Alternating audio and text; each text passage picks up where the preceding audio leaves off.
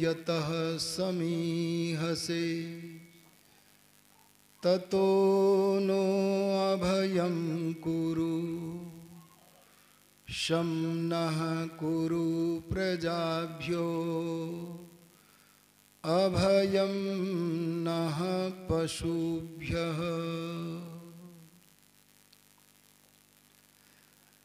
अपने बिजनौर जनपद के ही बहादुरपुर ग्राम से हमारे मध्य में पधारे आर्य भजनोपदेशक पंडित नरेंद्र दत्त आर्य जी, इस धर्म सभा के संयोजक आर्य समाज के बहुत ही अच्छे मिशनरी आदरणीय ललित आर्य जी, बिजनौर से हमारे बीच में आए हैं आदरणीय नीरज शर्मा जी, और हमारे आदरणीय गुणपाल आर्य जी, आदरणीय नीरज आर्य जी, आदरणीय अशोक आर्य जी, आदरणीय मातृशक्ति माताएं थोड़ा दूर दूर अलग अलग बैठ जाएं।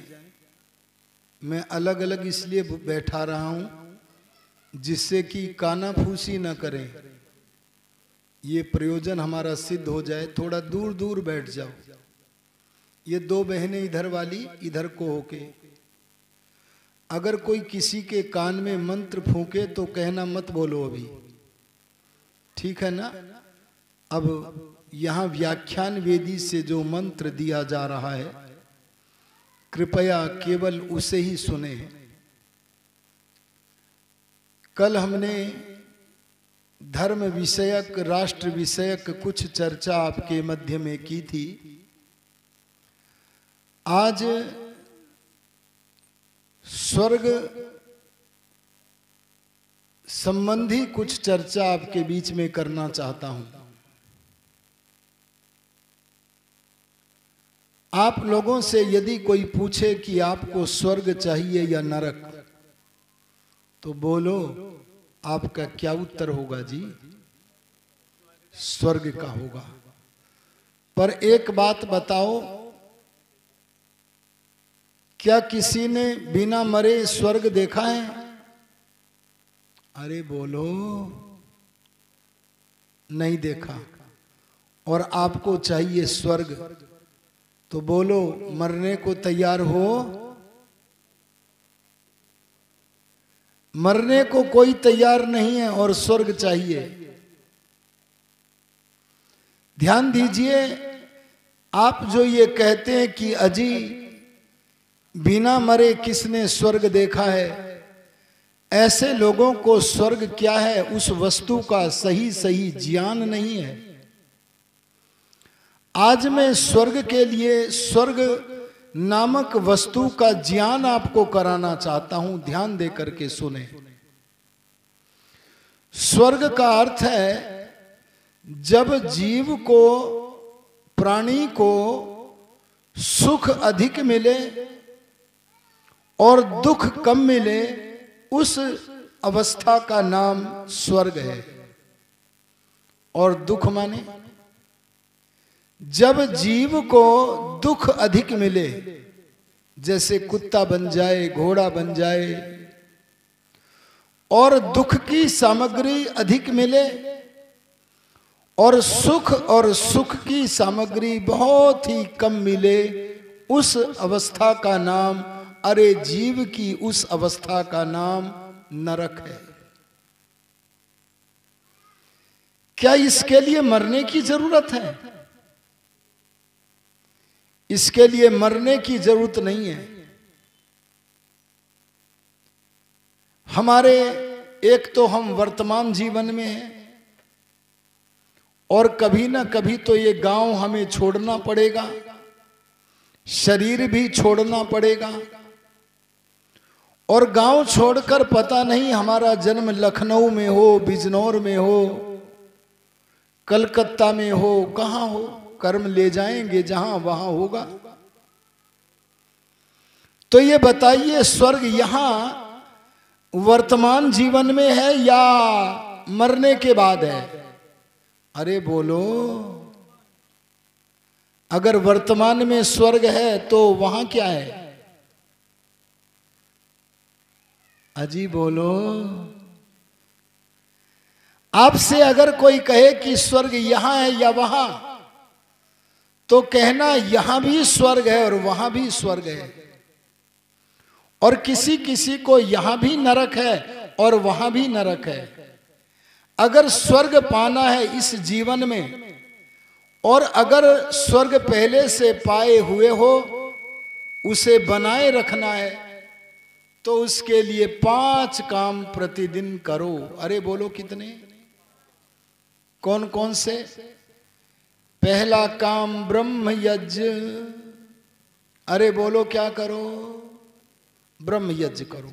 दूसरा देव यज्ञ करो। तीसरा पितृ यज्ञ करो। अच्छा, ब्रह्म यज्ञ का मतलब है भगवान का ध्यान करना। मैं आपके स्वर्ग की रास्ते की बात बताते हुए कहूंगा, अगर आपको संध्या के 19 मंत्र और उनके अर्थ याद नहीं है, तो आप आंख बंद करके पतंजलि जी सरल रास्ता बताते हैं, ओम का जप करो। अशोक जी आप कर लो सीटी को बंद। ओम का जप करो। आंख बंद कर ले, मन को एकाग्र कर ले और मन ही मन में ओम का जप करें। जिसे पाना है उस भगवान के मुख्य नाम ओम का जप करें। ऐसे धीरे धीरे मन पवित्र होगा, भगवान से करीबी होगी। इसका नाम है ब्रह्म यज्ञ करो, सब जने करो। इससे स्वर्ग मिलेगा।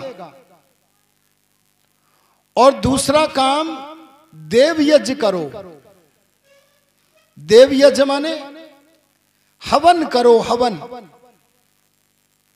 हमारे यहां सनातन परंपरा रही है, आज उस परंपरा में कुछ ह्रास आ गया है। और वो सनातन परंपरा रही है जहां हम लंबी लंबी भगवान की पूजाएं करते थे, वहां हम प्रतिदिन हवन भी करते थे। अरे बोलो क्या करते थे? हवन करते थे। इसके लिए अपनी आश्रम व्यवस्था को भी समझना पड़ेगा। अजी कौन सी व्यवस्था को? आश्रम माने क्या होता है? आश्रम को जानते हैं कि नहीं? ये गांव वालों, अगर कभी घर वालों से लड़ाई हो जाए, मन मुटाव हो जाए, तो हम घर छोड़कर जंगल में जाकर कुटिया बनाएं। बोलो इसका नाम क्या है? हाजी बोलो ना, आश्रम इसका नाम नहीं है। घर वालों से मन मुटाव करने का नाम आश्रम नहीं है। आश्रम माने श्रम करना, परिश्रम करना, धर्म पर चलने का परिश्रम करना, अर्थ को इकट्ठा करने का परिश्रम करना, उत्तम उत्तम संकल्पों को पूरा करना और भगवान का साक्षात्कार करना। इन 4 कामों के करने के लिए जो परिश्रम किया जाता है, उस परिश्रम का नाम बोलो क्या है? आश्रम।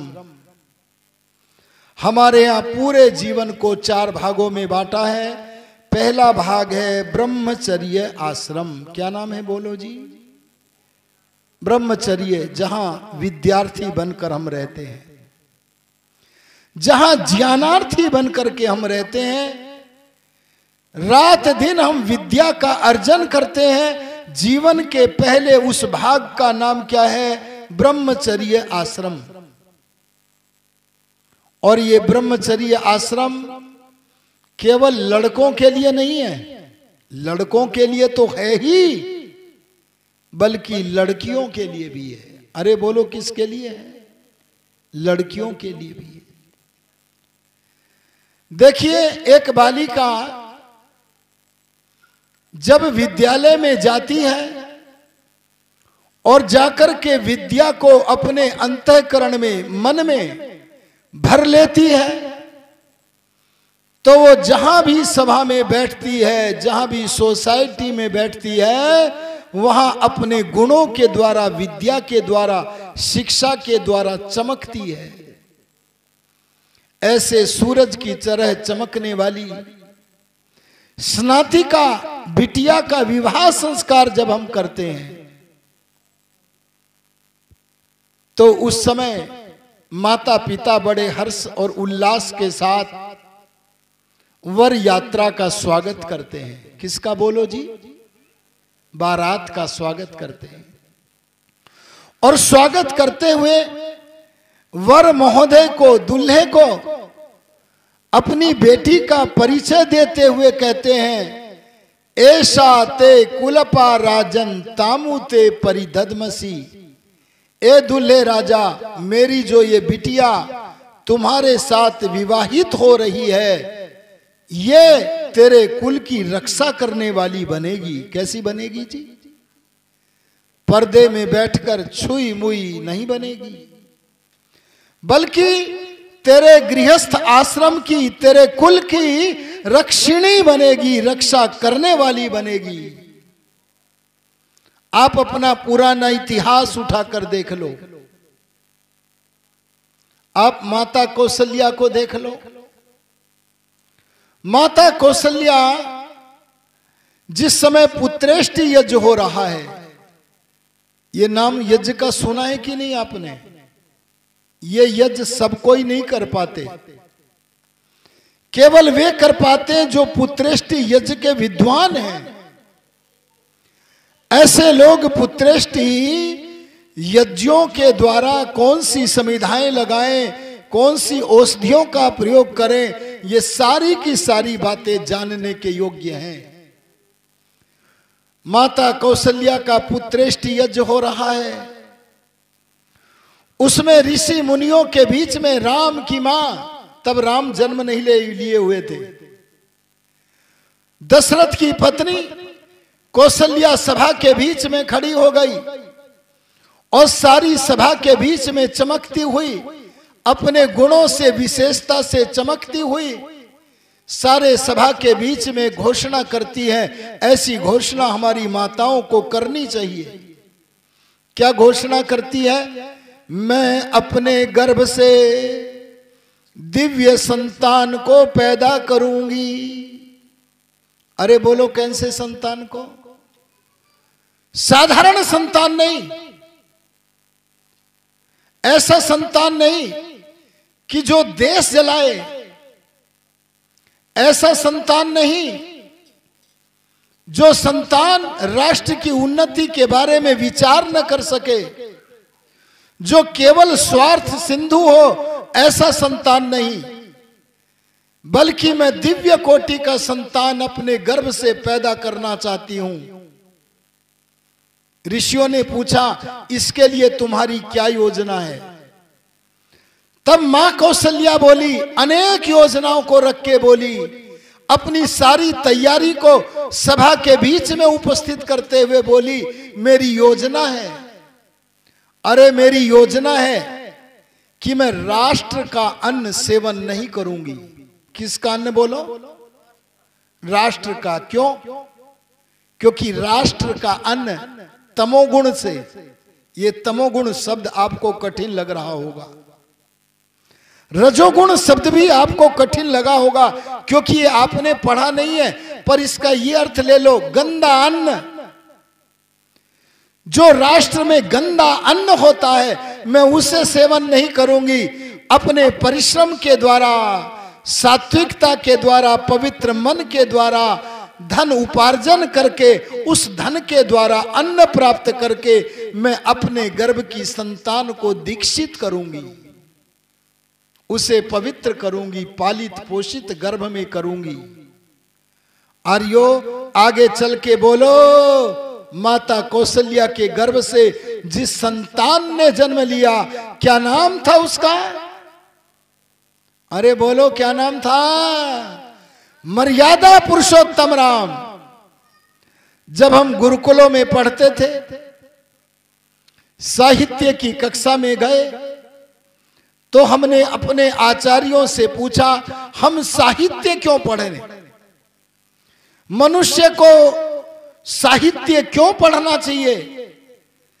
तब साहित्य क्यों पढ़ना चाहिए, इस प्रश्न का उत्तर देते हुए बताया गया था, रामादिवत, राम दयानंद कृष्ण जैसे महापुरुषों का आचरण हम सीख जाएं, वैसा आचरण करने लगे, इसलिए हमें साहित्य पढ़ना चाहिए। बोलो, राम की तरफ एक प्रेरणा स्रोत बन गए, अरे हमारे आदर्श बन गए। आज मैंने एक वीडियो देखी, एक बड़ा दुष्ट व्यक्ति, उसकी दुष्टताओं का वर्णन करने का आज समय नहीं है। उस दुष्ट व्यक्ति का नाम है आजम खान। क्या कहता है? आज मेरे पास वीडियो मैंने सुनी। कहता, सुनो, हमारा आदर्श मुगल नहीं है, बल्कि हमारा आदर्श तो श्री राम है, हमारा आदर्श तो कृष्ण है।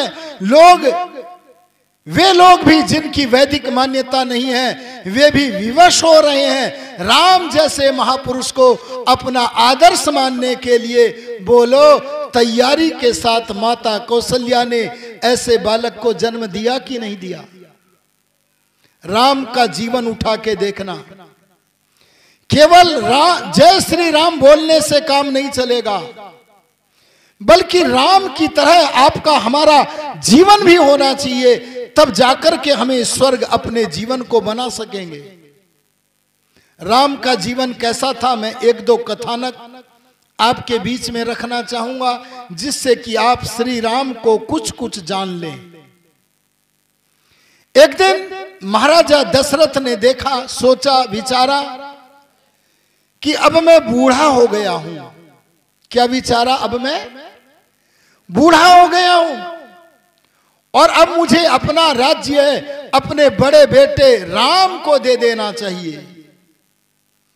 और ये विचार करके एक बड़ी सभा बुलाई।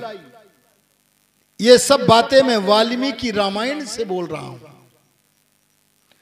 और उस सभा में ऋषि मंडल है, अरे पुरोहित मंडल है, वशिष्ठ है, सुमंत्र हैं, अरे बड़े बड़े गणमान्य नागरिक भी हैं। उन सब के बीच में महाराजा दशरथ घोषणा करते हैं, अब मैं आयु में बढ़ गया हूं, वयोवृद्ध हो गया हूं, मेरा मन करता है कि मैं अपने बड़े बेटे राम का राज्याभिषेक करूं। सब लोगों ने हर्ष ध्वनि की, करतल ध्वनि की और बोले, बहुत अच्छा निर्णय है, बहुत अच्छा निर्णय है। तब महाराजा दशरथ तुरंत बोले, क्या मैं राज्य अच्छा नहीं कर रहा हूं? जो तुम राम को राजा बनाने की बात कहते ही प्रसन्न हो गए हो, क्या मेरे राज्य की इस स्थिति से तुम प्रसन्न नहीं हो? तो उस समय प्रजाजन ने कहा, ऋषि मंडल ने कहा, पुरोहित मंडल ने कहा, हे दशरथ, हे राजन, आपका राज्य अच्छा है, पर आपके धर्ममूर्ति, अविद्या के नाशक, विद्या के विस्तारक महापुरुष श्री राम का जो राज्य होगा वो आपसे भी अत्युत्तम होगा, ऐसी संभावना हम देख रहे हैं। बस ऐसा सुनना था। महाराजा दशरथ ने कहा, तो हम देर नहीं करेंगे, अब हम कल ही राम को राजा बनने की, राज्याभिषेक होने की शपथ दिला देंगे। आहा, ऋषियों की योजना कुछ दूसरी थी। ध्यान देना, ऋषियों की योजना दूसरी थी। उनकी योजना यह नहीं थी कि राम अयोध्या के ही व्यक्ति बन करके रह जाएं। राम जैसा व्यक्ति कभी कभी पैदा होता है, ऋषि मंडल की योजना थी। अरे उस योजना के आधार पर महर्षि विश्वामित्र के द्वारा उन्होंने शस्त्र अस्त्र और शास्त्र की शिक्षा प्राप्त की थी। उस योजना को साकार करने की भावना से ऋषि मंडल उसे क्रियान्वित करने के लिए सोचने लगे। बैठा कोई, तब सारे ऋषि मंडल ने सोचा मां कौशल्या अपने बेटे को दूर नहीं करेंगी अपने से। दशरथ तो बिल्कुल नहीं मानेगा, अपने बेटे के प्रति मोही है, आसक्त है, और राम से बहुत प्यार करने वाली, राम से अत्यंत प्यार करने वाली विदुषी, उसकी माता दूसरी कौन सी, कैकेयी। अरे बोलो क्या नाम है जी? बोले कैकेयी को अपनी योजना को सफल करने के लिए साधन बनाया जाए।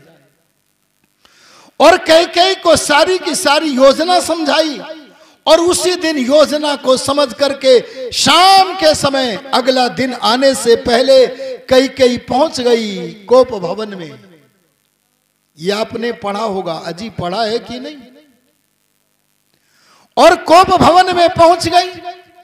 कोप भवन में पहुंचने के बाद राजा दशरथ को पता लगा मेरी पत्नी कैकेयी कोप भवन में पहुंची है। वहां राजा दशरथ भी पहुंच गए और उन्होंने पूछा कैकेयी, तुम इस पवित्र अवसर पर राम का राज्याभिषेक होने वाला है, तुम कोप भवन में क्यों आ विराजी हो? तब कैकेयी बोली कि एक समय में जब युद्ध में मैं आपके साथ गई थी, मैंने युद्ध कौशल प्रदर्शन किया था, तब आपने प्रसन्न होकर के मुझे कहा था, ए पत्नी कैकेयी, मैं तुम्हें 2 वर प्रदान करता हूं, और मैंने तुम्हारे द्वारा दिए गए 2 वरों को धरोहर के रूप में सुरक्षित रख लिया था। आज मैं उन 2 वरों को आपसे मांगना चाहती हूं, मैं उन 2 वरों को पूरा होना देखना चाहती हूं। राजा दशरथ प्रसन्न हो गए और प्रसन्न होकर के बोलो, बड़े शुभ अवसर है, बोलो आप क्या मांगती हो? आज मैं बड़ा प्रसन्न हूं, कल राम का राज्याभिषेक होगा, इससे अच्छा अवसर कौन सा है कि मैं तुम्हारे वरों को क्यों ना दूं? आप अपना वर मांगो। आर्यो, ऋषियों की योजना के अनुसार, हम योजना भी तो नहीं समझ पाते, हम योजना नहीं समझ पाते। आज हम अग्निवीर बनने की योजना नहीं समझ पा रहे। आज हम भारतवर्ष के लोग अग्निपथ इस मार्ग को नहीं समझ पा रहे। ऐसे तब भी जनसाधारण उस योजना को चाहे समझ पाया हो या न समझ पाया हो, लेकिन ध्यान देना, उस अवसर पर अपने योजना को साकार रूप देते हुए कैकेयी बोली, पहले वर्ष से मैं राम को नहीं बल्कि भरत का राज्याभिषेक चाहती हूं, और दूसरे वर्ष से मैं 14 कितने वर्ष का जी, 14 वर्ष का वनवास राम का चाहती हूं। मेरी माताओं बहनों ध्यान दो इधर जरा। उस समय राजा दशरथ बोले थे, ए कैकेयी, तू भरत का राज्याभिषेक मांग ले, मैं देता हूं, पर तू मेरे से राम को अलग मत कर, राम का वनवास मेरे से मत मांग। तू जानती है कि मैं राम के बिना जीवित नहीं रह सकता। लेकिन कैकेयी को तो योजना साकार करनी थी। कैकेयी अपनी योजना को साकार करने के लिए रात भर अडिग रही, नहीं राम का वनवास भी होगा। आर्यो, आप वाल्मीकि रामायण को ध्यान से पढ़ना, वहां पर लिखा हुआ है, रात भर राजा दशरथ, राम के पिता राजा दशरथ रोते रहे, चिल्लाते रहे। अरे इतना ही नहीं, अपनी पत्नी कैकेयी के चरणों को छू छू कर ये याचना करते रहे कि तुम भरत का राज्याभिषेक मांग लो, पर राम का वनवास मत मांगना। प्रातः काल का समय हो रहा था। कहानी को ध्यान से सुनिएगा, मैं वाल्मीकि रामायण से बोल रहा हूं। प्रातः काल का ब्रह्म वेला का समय था।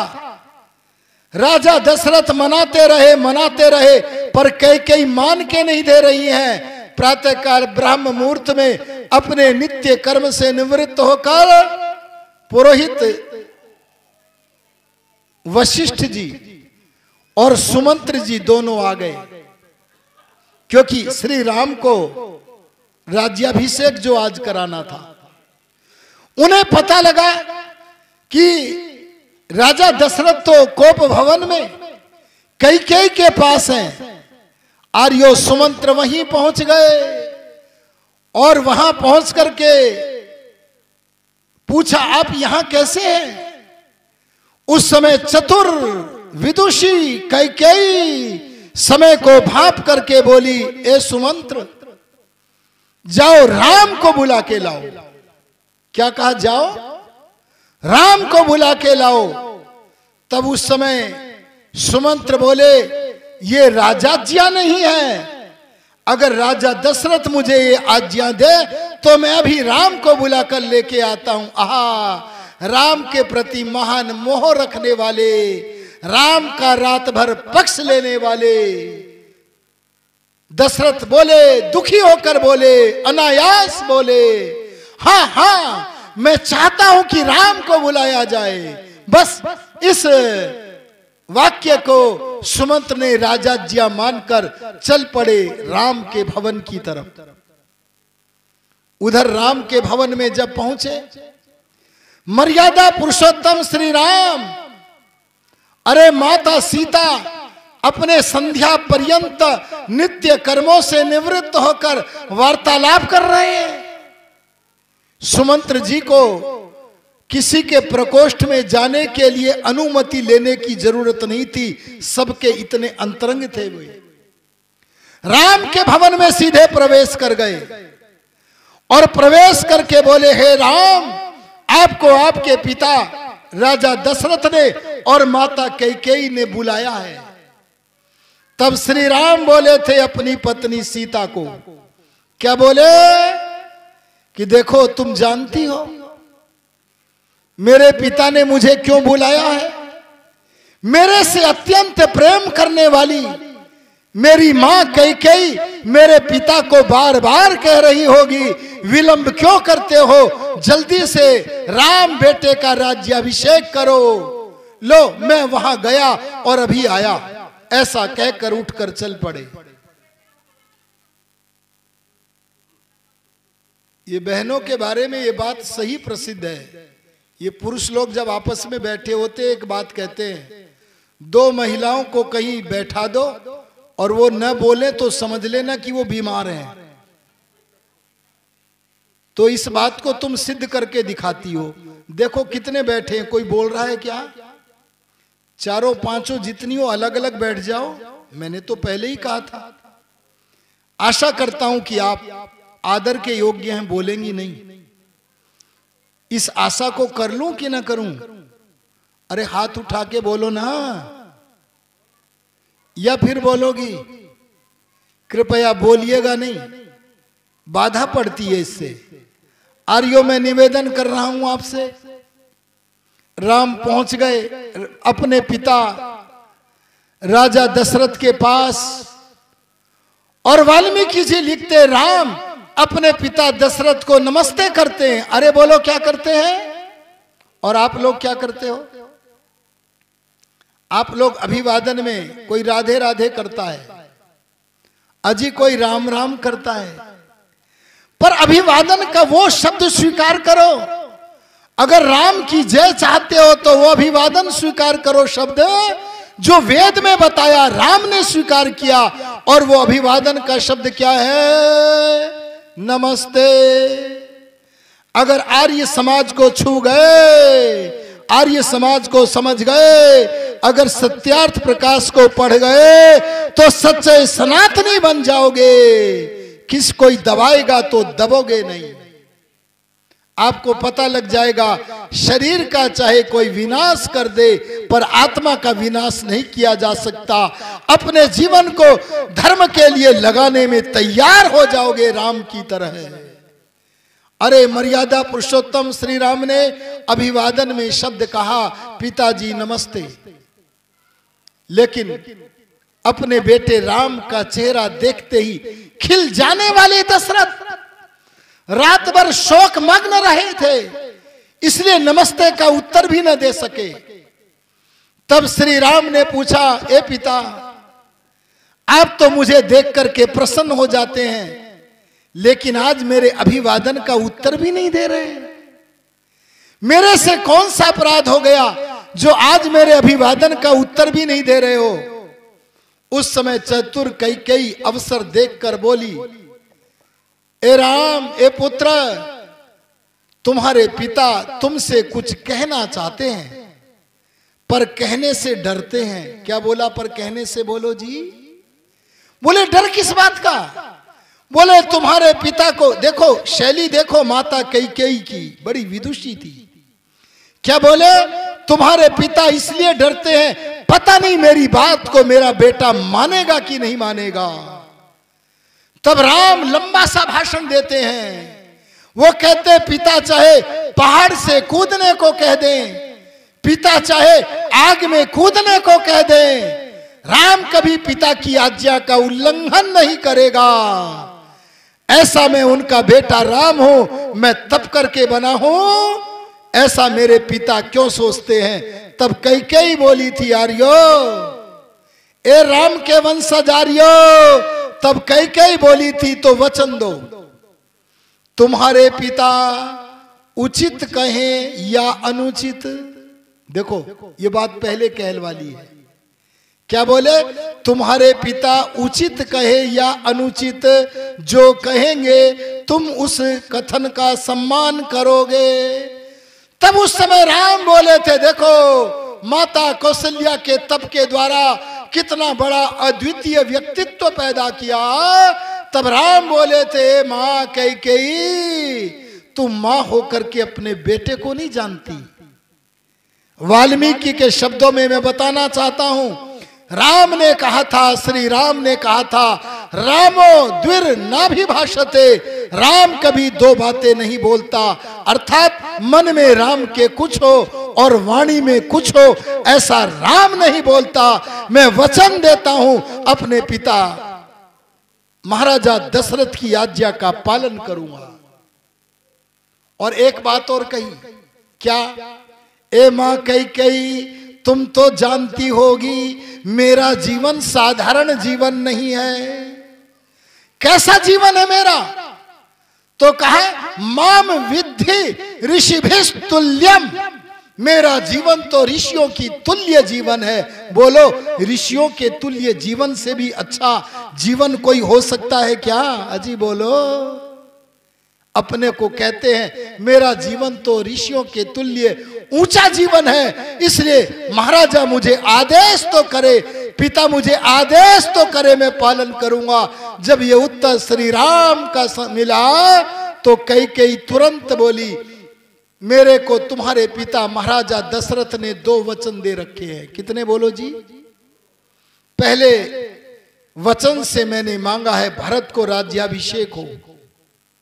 जब ये कहा भरत को राज्याभिषेक हो, तो तुरंत सुमंत्र का और वशिष्ठ जी का चेहरा राम के चेहरे की तरफ गया और देखा, देखे तो क्या परिवर्तन आएगा चेहरे पर।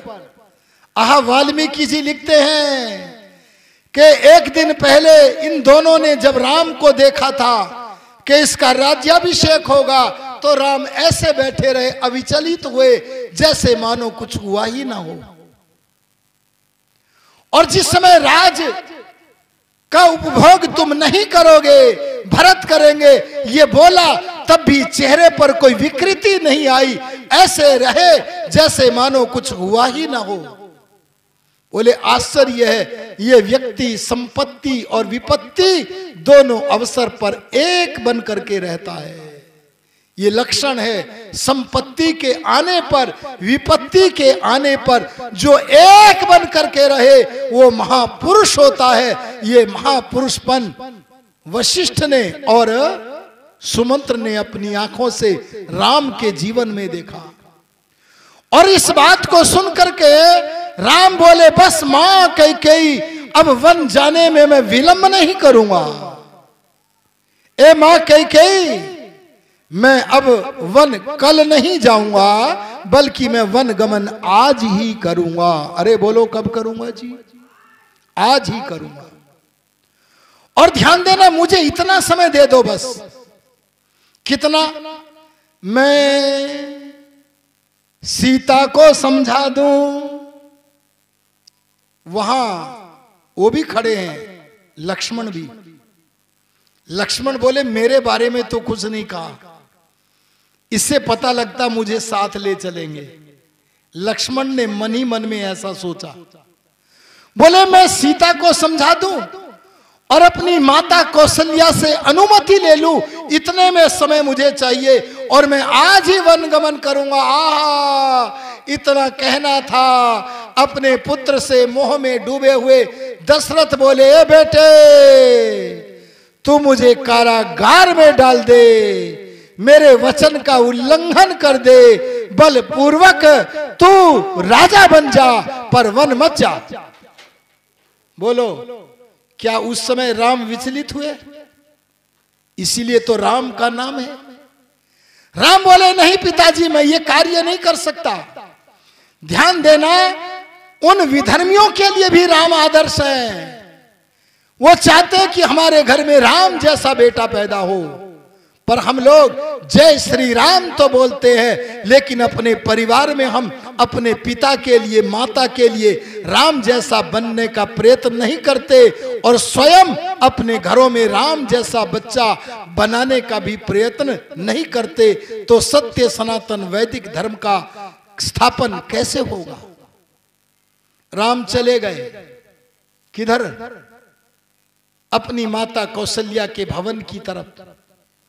और जब कौशल्या भवन में श्री राम प्रवेश करते हैं तो श्री राम ने देखा, मां कौशल्या मूर्ति पूजा नहीं करती थी। ध्यान देना, दशरथ राम मूर्ति पूजा नहीं करते थे, वो तो आंख बंद करके भगवान की उपासना करते थे। ये आर्यों की, सनातनियों की परंपरा रही है। उस समय संध्या करने के बाद माता कौशल्या अपना नित्य कर्म यज्ञशाला में हवन कर रही थी। देखो जी, वाल्मीकि जी क्या श्लोक बना करके लिखते हैं।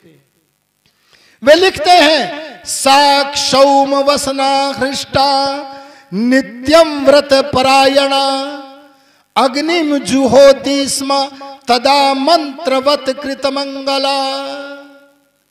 महर्षि वाल्मीकि कहते हैं, रेशम की साड़ी पहने हुए, वेद मंत्रों का मनोहर गान करते हुए माता सीता अपना दैनिक कर्म हवन कर रही थी। वो सुबह भी हवन करती थी, शाम को भी हवन करती थी, प्रतिदिन 2 बार हवन करती थी और यज्ञोपवीत को धारण करती थी। अरे बोलो, किसे धारण करती थी? यज्ञोपवीत को धारण करती थी। ध्यान देना, ऐसी मां कौशल्या जब हवन कर रही हैं तो राम को तो वनवास हो चुका है, इसलिए यज्ञशाला के ऊपर नहीं चढ़े बल्कि यज्ञशाला की पैड़ियों पर बैठ गए। माता कौशल्या को रात्रि में क्या हुआ है इसका पता नहीं था। माता कौशल्या ने देखा, मेरा बेटा मेरा आशीर्वाद लेने के लिए आया होगा, आज वो राजा बनेगा, लेकिन ये यज्ञशाला पर ऊपर क्यों नहीं आया? ये यज्ञशाला की पैड़ियों पर क्यों बैठ गया है? पर वो वेद मंत्रोच्चारण करती हुई यज्ञ कर्म करती रही और यज्ञ पूर्ण होने के बाद वाल्मीकि जी लिखते हैं, मां कौशल्या अपने बेटे राम की तरफ ऐसे दौड़ी जैसे कोई गाय अपने बछड़े के तरफ दौड़ती है। बड़े प्यार से दौड़ी और बोली, बेटे ऊपर क्यों नहीं आए, दूर क्यों बैठे हो? तब बोले, राम मुझे वनवास का आदेश हुआ है। आर्यो ध्यान देना, राम ने वेद का मंत्र पढ़ा था।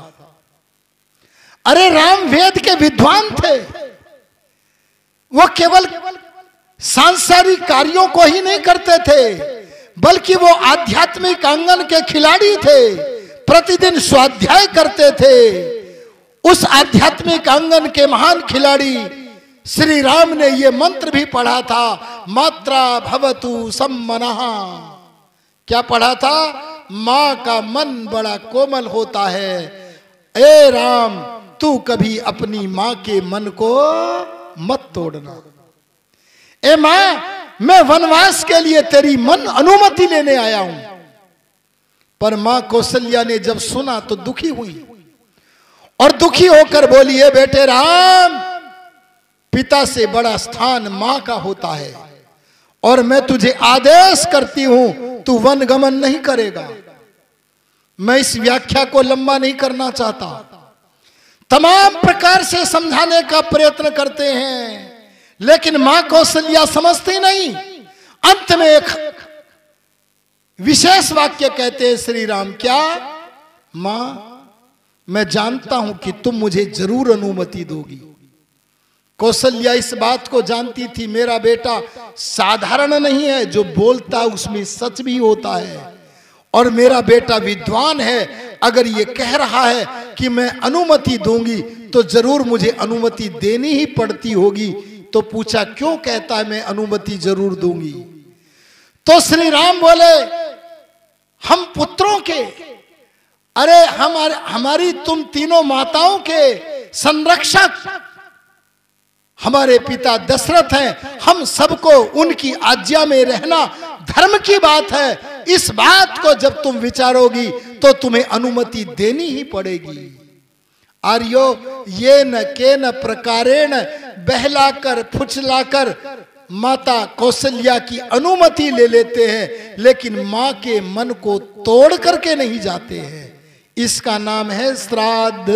अरे बोलो, इसका नाम क्या है? आप लोग श्राद्ध करते हो कि नहीं?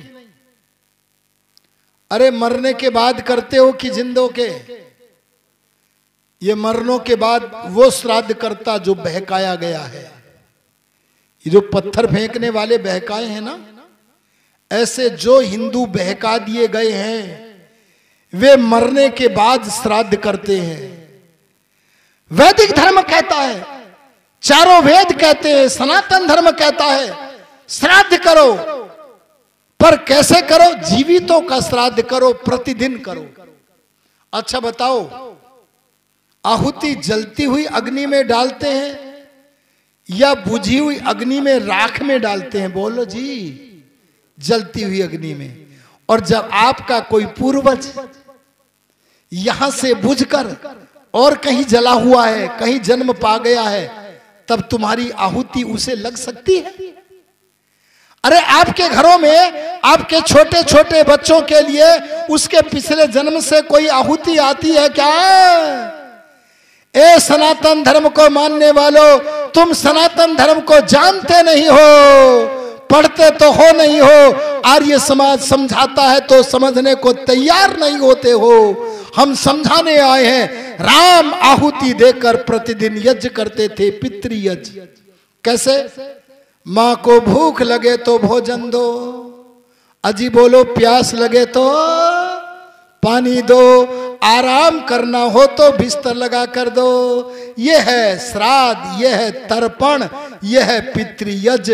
ये एक यज्ञ हमें करना चाहिए, जैसे जीवितों का यज्ञ पितृयज्ञ श्री राम करते थे। श्री राम सब कुछ छोड़ गए, पर हवन कुंड लेके गए थे। वहां क्या लेके गए थे? हवन कुंड वन में लेके गए थे, शस्त्र भी वन में लेके गए थे। अरे आध्यात्मिक खिलाड़ी बन करके गए थे, पर दबने वाले बन करके नहीं गए थे। जो अस्त्र शस्त्र की शिक्षा थी उसके साथ वनों में गए थे, क्योंकि उन्हें पता था वहां अविद्या के फैलाने वालों का नाश करना है और विद्या का बोलो विस्तार करना है। ये राम की संस्कृति के लिए अपने जीवन को बनाना पड़ेगा आपको। आर्यो ध्यान देना, माता कौशल्या का पितृयज्ञ करके अनुमति लेकर के वन जा रहे हैं। इस तरह से हमें जीवितों का श्राद्ध करना है। आजकल हिंदुओं में कैसा श्राद्ध चल रहा है, वर्ष में एक महीना आता है। कौन सा महीना है जी वो, जिसमें श्राद्ध करते हैं? कुआर का महीना है क्या? मुझे पता नहीं है, मैं इसलिए पूछ रहा हूं। नहीं पता आप लोगों को? ये पुरुष तो करते नहीं, अच्छा भी नहीं करते, बुरा भी नहीं करते। इन्हें धर्म कर्म से तो कोई लेना देना नहीं। महिलाओं को पता होता कौन सा महीना है वो, और उस एक महीने में कर रहे हैं। और देखो, जो वास्तव में पंडित नहीं है, उन लोगों ने अपना पेट भरने के लिए आपको बहकाया है। क्या? वर्ष में एक महीने के लिए हमें दावतें खिलाओ, जो हमें खिलाओगे वो तुम्हारे पूर्वज तक पहुंचेगी, और हमें दान करो, वो भी तुम्हारे पूर्वज तक पहुंचेगा। पर इस कहने पर कोई स्वार्थी हमें न कहने लगे, इसलिए उन अज्ञानी तथा कथित पंडितों ने अपने साथ में कौवों को भी जोड़ लिया। अरे कौवों को भी खिलाते हैं कि नहीं? आपको पता कौवों को क्यों जोड़ा? जिससे हमें कोई स्वार्थी न कहे भाई इसको भी खिलाओ। पर कौवे को इसलिए जोड़ा क्योंकि दक्षिणा तो कौवा लेगा नहीं, बोले वो हमारी ही जेब में जावेगी। कितनी चातुर्य है, देखो कितना चातुर्य है। आर्यो ध्यान देना, इस सब को हटाना होगा, सच्चा सनातनी बनना होगा, राम की तरह आचरण करना होगा, तो आपका जीवन स्वर्ग बनेगा। जहां आप सुबह शाम संध्या करो, अरे जहां आप प्रतिदिन वायुमंडल की शुद्धि के लिए, जलवायु की शुद्धि के लिए अपने अंतःकरण को वेद मंत्रों के पवित्र विचारों के द्वारा शुद्ध करने के लिए हवन करो, वहां जीवितों का श्राद्ध भी किया करो। इससे बनेगा क्या? परिवार स्वर्ग। अगर ये जो सनातन धर्म को छोड़कर यज्ञ करना छोड़ गए, ईसाई, मुसलमान, अगर ये भी अग्नि में सुगंधित सामग्री गोघृत डालकर यज्ञ करे, तो बोलो पर्यावरण की शुद्धि का विस्तार होवे कि न होवे? इसीलिए हम कहते हैं प्रत्येक मनुष्य के अंदर वैदिक धर्म की विचारधारा का प्रवाह होना चाहिए। अरे हम आर्य समाजी लोग अपने लिए कुछ नहीं मांगते, हम वोट मांगने नहीं आते, हम तो तुम्हें सनातनी बनाने आते हैं, हम तो तुम्हें राम के तरह अनुसरण करने वाला बनाने के लिए आते हैं। एक सज्जन बोले हमें मृतक श्राद्ध से मत रोको। मैंने पूछा क्यों नहीं रोके? तो बोला अजी इसी बहाने ब्राह्मणों को खिला तो देते हैं। क्या तर्क दिया जी? इसी बहाने ब्राह्मणों को खिला तो देते हैं, कौवे को खिला तो देते हैं। बोलो जब उन्होंने ये कहा, इतना सुनकर मुझे उन्हें रोकना चाहिए या नहीं रोकना चाहिए? मैं गंभीर हो गया और मैं बोला रोकेंगे रोकेंगे। बोले क्यों? क्योंकि तुम्हें सनातनी बनाना है। बोले कैसे सनातनी बनेंगे हम? मैंने कहा देखो, मृतक श्राद्ध के बहाने पर सच्चा ब्राह्मण, अरे विद्वान ब्राह्मण, अरे वेद का विद्वान ब्राह्मण कभी भी तुम्हारे निमंत्रण को स्वीकार नहीं करेगा। और जो नाम मात्र का, जैसे काठ का हाथी होता है, वो वास्तव में हाथी नहीं होता है, ऐसे जो नाम मात्र का ब्राह्मण है उसे खिलाने में कोई पुण्य नहीं है। इसलिए तुम्हें रुकना पड़ेगा। और अगर तुम ब्राह्मणों को खिलाना ही चाहते हो ना, तो बहाना बदल लो। हम मना कब करते हैं? बोले कौन सा बहाना? मैंने कहा मृतक तक पहुंचेगा। ये बहाना सनातन धर्म के विरुद्ध है। बहाना बदलो। कौन सा बहाना? अतिथि यज्ञ करो। देखो वेद का एक मंत्र आता है। वेद का मंत्र कहता है गृहे नो अतिथिर वसतु। हम गृहस्थियों के घर में विद्वान अतिथियों का आना जाना बना रहे, जिससे कि हम उनसे धर्म की बातों को सुनते रहें, सन्मार्ग प्राप्त करते रहें। यह है अतिथि यज्ञ। इस अतिथि यज्ञ के बहाने से विद्वान को बुलाओ, भोजन कराओ, अरे उनका सम्मान करो और उनसे शिक्षा भी प्राप्त करो। इस बहाने से ब्राह्मण को खिलाओ। ये मृतक पूर्वज तक पहुंचेगा। ये गंदा अवैदिक सनातन धर्म के विरुद्ध नाटक बंद करो, राम की तरह आचरण करो। और जहां तक कौवे की बात है, तो मैंने कहा कौवे को ही क्यों, आप चिड़िया को भी खिलाओ, अरे गाय को भी खिलाओ, कुत्ते को भी खिलाओ, कोढ़ी को भी खिलाओ। ध्यान देना, जो मनुष्य संसार का जितना जितना उपकार करता है, वह मनुष्य भगवान की व्यवस्था से उतना उतना सुख पाता है। किसकी व्यवस्था से जी? भगवान की व्यवस्था से। एक नियम याद कर लो, हम कोई कर्म करें तो उसका फल मिल जाए, किसी का न मिले, ऐसा नहीं है। भगवान छोटे से छोटे कर्म से लेकर बड़ा बड़ा जो काम हम करते हैं, सारे कर्मों का फल देते हैं। अरे जो भगवान सारे कर्मों का फल देता है, क्या कुत्ते को खिलाने का, अरे गाय को खिलाने का, अरे कीड़ियों को खिलाने का, मछलियों को खिलाने का, क्या जीवों के उपकार के कर्मों का फल भगवान न देगा? इसीलिए बहाना बदलो। और बहाना क्या है? बलि वैश्वदेव यज्ञ करो, स्वर्ग मिलेगा। भूलते जा रहे हो सनातन परंपरा को। याद करो अपनी दादी को। आपकी दादी जी चूल्हे में से पहली रोटी बनाकर गाय आदि के लिए रखती थी कि नहीं रखती थी? यह था बलि वैश्वदेव यज्ञ। अरे एक रोटी को चूल्हे की आग में ही डालती थी कि नहीं डालती थी? बोलो।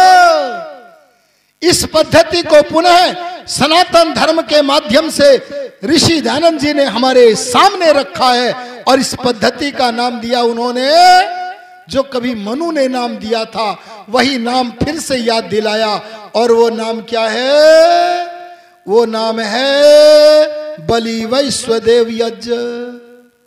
ऋषि दयानंद ने कभी सही कहा था, ए मनुष्यों, मैं तुम्हें कोई नई बात पढ़ाने नहीं आया, मैं तो तुम्हें केवल सनातनी बनाने आया हूं। एक पुस्तक उन्होंने लिखी। ये दोनों बच्चों को चुप कर दो इनको। एक पुस्तक उन्होंने लिखी, सत्यार्थ प्रकाश। क्या नाम है बोलो जी? उसमें लिखते हैं, मैं सत्यार्थ प्रकाश में जो भी लिखूंगा वो सृष्टि नियम के अनुकूल लिखूंगा, वो वेदों के अनुकूल लिखूंगा, वेद के प्रतिकूल और सृष्टि में जो परमात्मा के बनाए हुए नियम हैं उनके प्रतिकूल, उनसे उल्टा एक भी वाक्य नहीं लिखूंगा। मेरा अभिप्राय, मेरी मनसा, मेरी इच्छा किसी नवीन मत को चलाने की नहीं है। अरे बात समझ रहे हो कि नहीं? मेरी इच्छा आर्य समाज की स्थापना करके सारे भूगोल में सत्य सनातन वैदिक धर्म के प्रचार प्रसार करने की इच्छा है। मैं कोई नया मत चलाने को तैयार नहीं हूं। और आपसे मैं कहना चाहता हूं, ऋषि दयानंद के ग्रंथों की जो भी आभा है उसका नाम है सनातन धर्म। अरे बोलो, उसका नाम क्या है? वैदिक धर्म।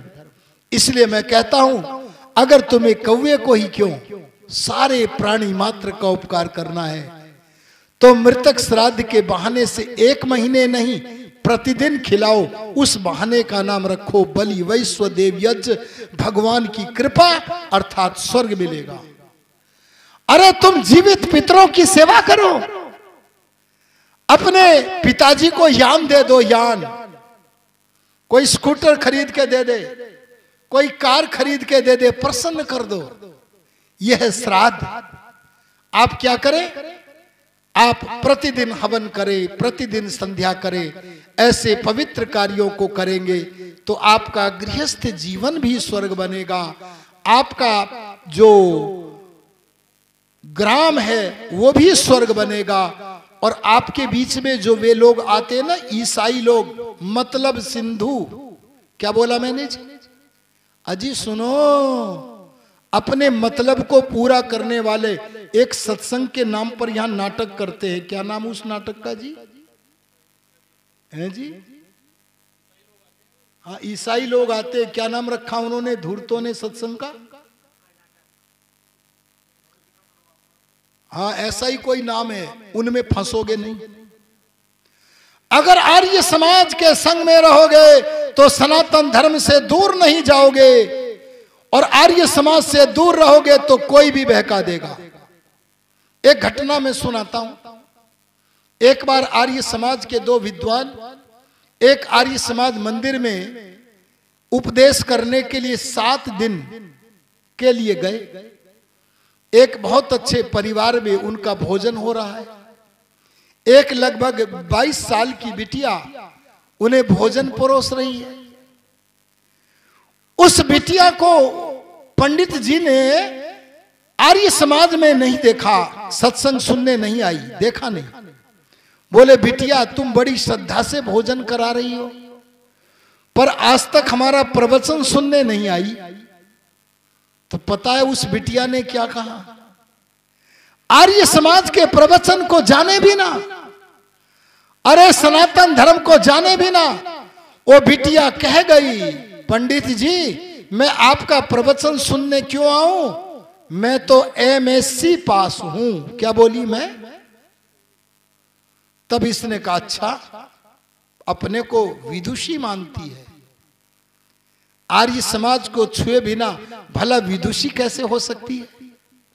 बस उन्होंने कहा, बिटिया जरा हाथ दिखाना, देखो ऐसे बहकाए में आ जाओगे। बस उस लड़की ने MSc पास ने हाथ कर दिया। हमारे पंडित जी ने कुछ देर के लिए उस लड़की को बहकाने के लिए नाटक शुरू कर दिया और बोले, बेटी तुम्हारे ग्रह तो बड़े अच्छे हैं। क्या बोली? तुम्हारे ग्रह तो बड़े अच्छे। पाखंड में फंस गई। बोले, बेटी तुम्हारा विवाह विदेश में होगा, और प्रसन्न हुई। बेटी तुम्हारी शिक्षा बहुत ऊंची होगी, और प्रसन्न हुई। लेकिन कुछ कालांतर में पंडित जी बोले, पर तुम्हारा एक ग्रह बाधक बना हुआ है, वो तुम्हारे विवाह में और तुम्हारी शिक्षा में बाधक बना हुआ है। क्या करूं, कोई उपाय है? अब ये पंडित जी बोले, हाँ 3 दिन तक। कितने दिन जी?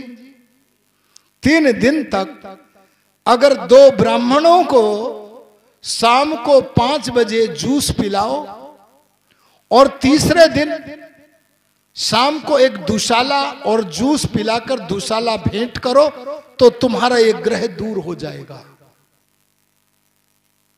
कितने ब्राह्मण बोले थे जी? और वे भोजन करने वाले भी 2 ही थे। बोले, पंडित जी आप दोनों हैं तो मैं आपको कर दूं। बोले, बेटी तेरी इच्छा। और बस वो बढ़िया सा जूस तैयार करके शाम को लाती। वो जो दूसरे पंडित जी थे ना, भजनोपदेशक जी, बोले, तुमने 3 ही दिन क्यों कहा इसको? अरे याद तो कर, 3 ही दिन तो रहना है यहां में, तो 4 कैसे बोलते हम? बोले, हाँ अब समझ में आई। और जब तीसरे दिन जूस लेकर दुशाला उत्तम कोटि का लेकर आई और भेंट कर दिया, आहा, तब बोली, पंडित जी अब तो मेरा ग्रह जो बाधक बना था हट गया। आहा, सत्य वक्ता पंडित, अरे दयानंद का अनुयायी, वो आर्य समाज का पंडित बोला, बेटी तेरे पर ग्रह चढ़ा ही कहां था जो उतर गया हो। मैंने तो केवल तेरे उस प्रश्न का उत्तर दिया है। तूने जो कहा था कि मुझे आर्य समाज के सत्संग की आवश्यकता नहीं है क्योंकि मैं एमएससी हूं, मैंने तुझे जना दिया। देख, तेरे को मैं पाखंड में फंसा सकता हूं, बहका सकता हूं।